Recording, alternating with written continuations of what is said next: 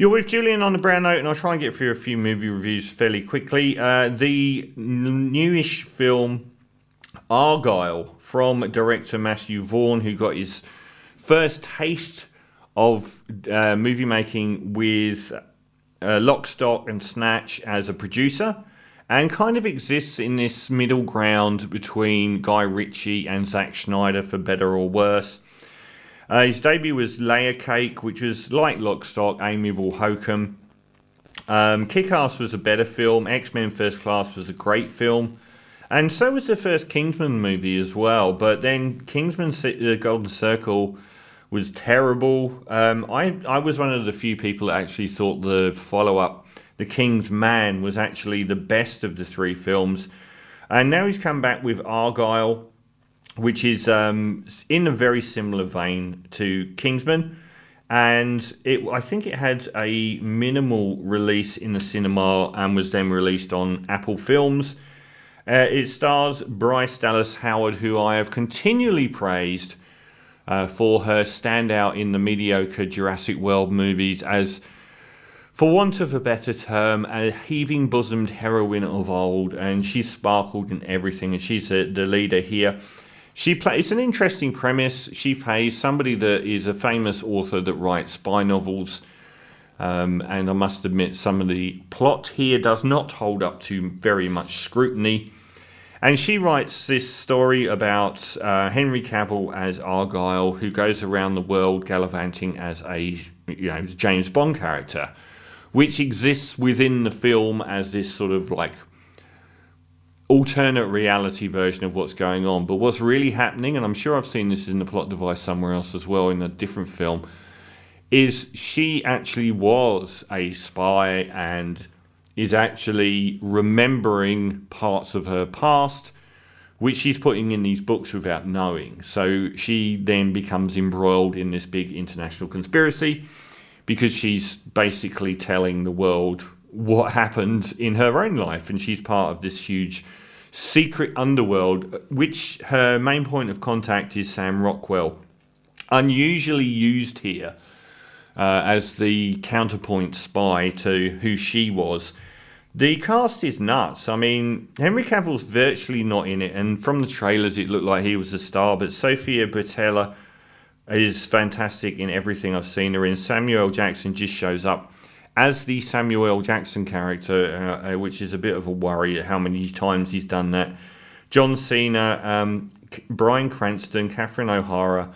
Virtually everyone in here is a big name actor. It's got an incredible cast. Unfortunately, it is a very, very messy, overlong movie. I feel like Matthew Vaughn is definitely sliding into the world of Zack Snyder, where there doesn't seem to be anyone to put the brakes on him when we get too much of everything.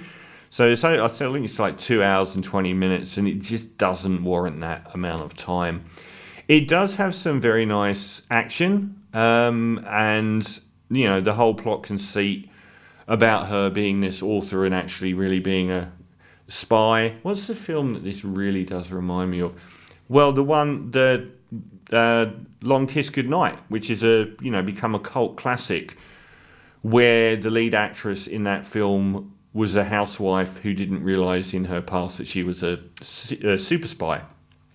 The most uncomfortable observation I have to make about this film is Bryce Dallas Howard is not presented as a remotely slim actress in this film, and yet is presented as a sex symbol and action hero to a degree that is different to what I've seen in other films, which I think is an amazing thing. And I would just get trashed for saying that. But I did notice, and I've always gone on at length about how much I love Bryce Dallas Howard, but the fact that she's able to occupy those spaces all at once, I thought was excellent, instead of being like the mum. So I really did enjoy that, and the chemistry and the performances between Bryce Dallas Howard and Sam Rockwell is excellent.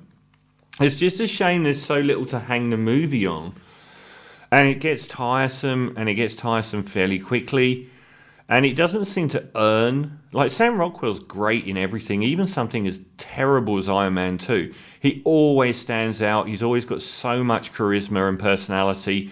And he was a great casting choice here. I don't think like people like Bryan Cranston and Henry Cavill just aren't used enough. And most of it is generic Kingsman style spy capers with big budget action sequences and a fairly hollow ring to everything. It's not great. It's likely to be a franchise, I would imagine. It sets itself up for that. But it's like the plot itself ends up being so convoluted, and it's hard to focus on it because it is quite boring, but you just spend half the time wondering what's going on, because it's too convoluted and not enthralling enough for you to bother to invest enough to understand what's every single thing that's going on. And they could have trimmed it down and made it more simplified and streamlined by miles. It might have been a really good 1.75 hour movie if they'd have sort of trimmed that whole plot down, but it sounds like no one stopped the director from just burning money. But it is far better than the likes of the second Kingsman film and a couple of his others. But it's still a letdown, and it's still not really something you're going to get to the end of and think, I'm really glad I watched that. More, I kind of wish I hadn't. So I'm trying to get through these fairly quickly. Argylle, I'm going to give a 4.5 out of 10, just below worthwhile at all.